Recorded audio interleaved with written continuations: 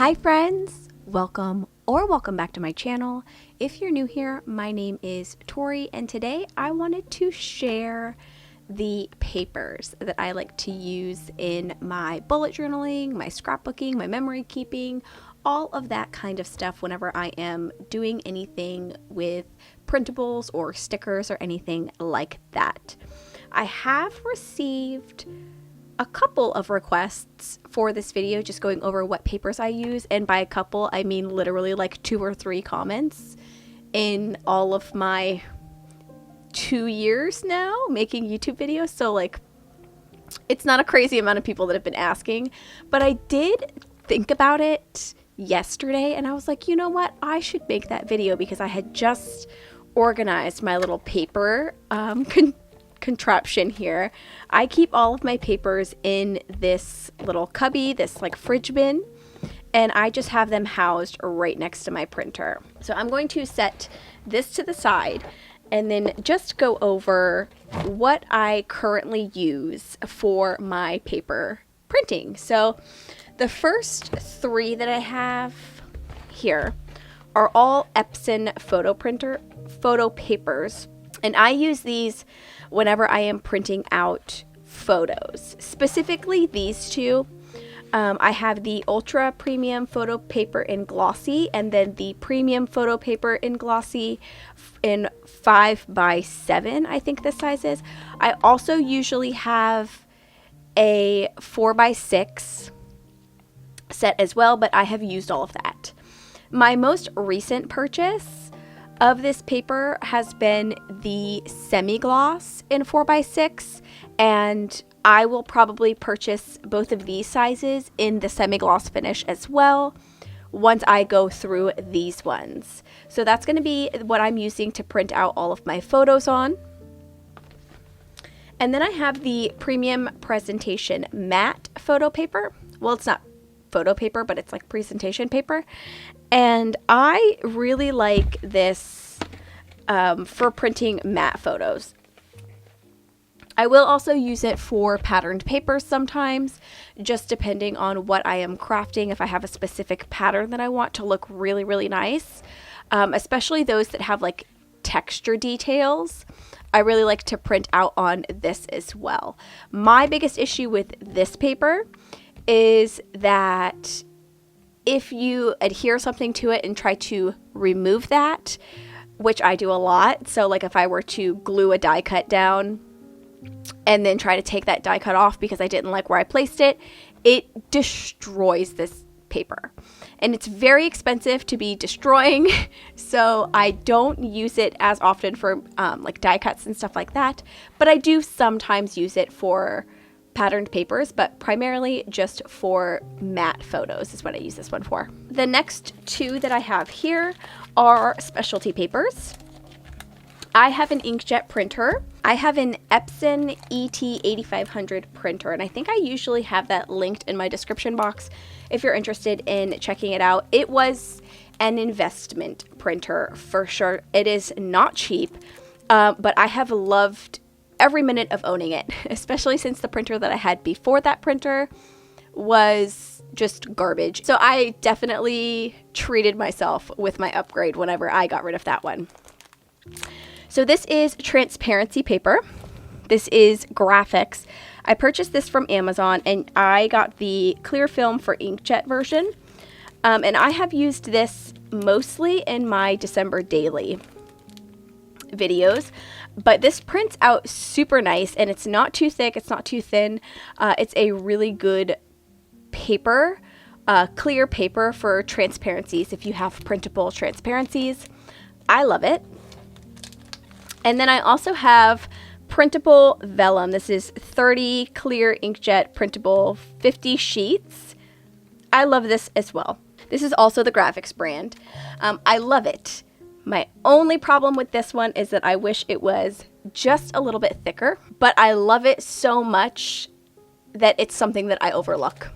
I will, as soon as I print something out, I'm like, oh, you know, I wish this was a little bit thicker, but everything prints out so nicely on this paper and I never have any issues with it. And I've seen people have issues with trying to print on transparencies where it like kind of bubbles and ink pools and stuff like that. And I don't have issues with this particular brand of printable vellum, so I will just keep using it. I do want to look for a thicker printable vellum just to have on hand, but I have not found anything just yet. If I do find something, I will let y'all know if you're interested in it. For the transparencies, I use this if I'm doing outside the page protector album pages. And then for the printable vellum, I will use this in just regular scrapbooking, memory keeping, traveler's notebook memory keeping. I will use vellum in my bullet journals as well.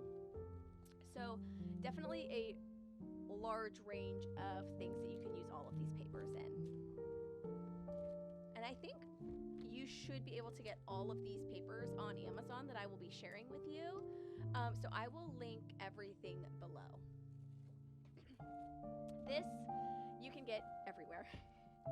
I'm pretty sure you can get this at Walmart, at Target, on Amazon, everywhere. This is the this is the cardstock. So it's premium smooth cardstock by Astro Brights, and this is actually a Nina bright white paper here. And this is what I print on.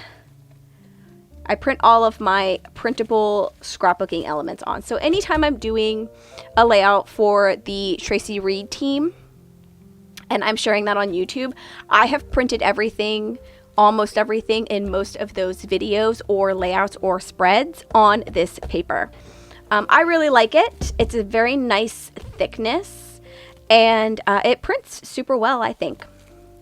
Sometimes it's a little bit yellower. Like, it kind of looks a little bit yellow to me right now, but it could just be my eyes for it to be bright white. But I don't think that it affects colors too badly.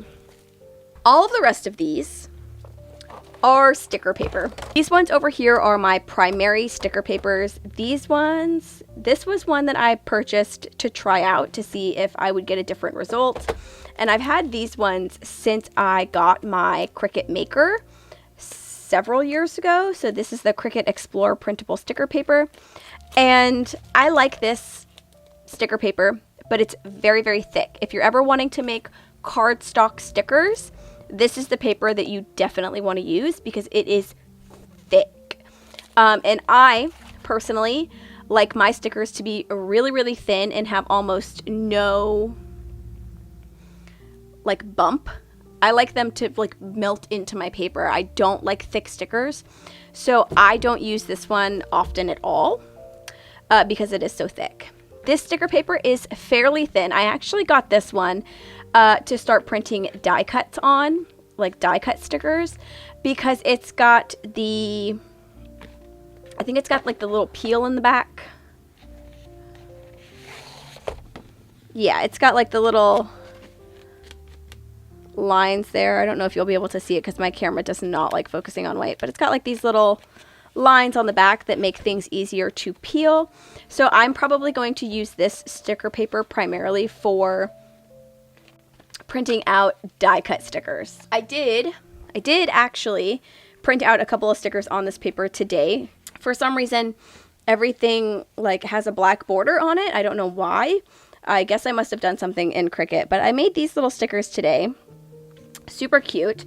I wanted to see how this paper would do with Kiss Cut stickers, and it works pretty well. Like, that came up super easily, and it's a nice thin sticker. It's not super thick. So I do like, and it feels like soft. I like the way it feels too. So these are the two sticker sheets that I made with a sheet of this paper today. Ignore the black lines around everything because those are not supposed to be there. The last one that I have are the stickers that I get from online labels. And I actually have two different kinds of stickers in here. And they're separated by this little piece of cardboard. This is all clear sticker paper. So clear, and then I have the standard white matte sticker paper. Yes, standard white matte. And it's essentially the same thickness as this Avery sticker paper, in my opinion. And yeah, I really like it. I've been using it for years. Well, maybe not years, but like at least a year. I really, really love these two, especially the matte sticker paper, the clear matte sticker paper, because that one is probably the thinnest, but also the easiest to actually cut out using my Cricut. I tend to have a lot of issues, and you might be able to see it, where like my Cricut is just aggressive.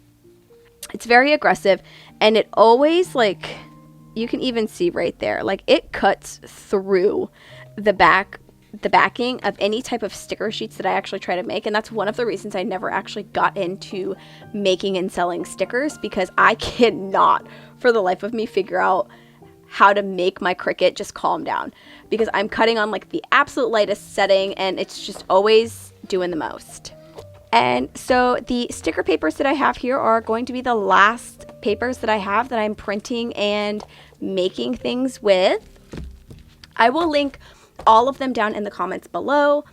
If you want to see anything from me with regards to these papers, like how I make stickers, how I'm printing out maybe some of my photos, how I'm printing out on my vellum or transparency or anything like that, let me know down in the comments below. Or if you want to see any of these used in a specific way, so you can kind of get a little bit more visual of a video of them being used, like I said, just let me know down in the comments below and I will see what I can get out for you. Thank you so much for joining me today. I hope you have a wonderful rest of your day, and I hope to see you in my next video. Bye!